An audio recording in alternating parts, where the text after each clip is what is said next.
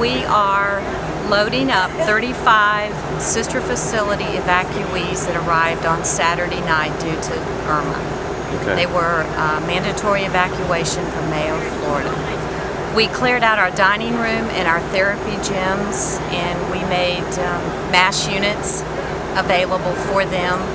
They brought their own mattresses. They slept on our floors. We made accommodations in resident rooms that were empty, and we fed them. We took care of them, and we did the right thing. They were our family. They're a sister facility from Mayo, Florida, and it could have been Westwood having to evacuate.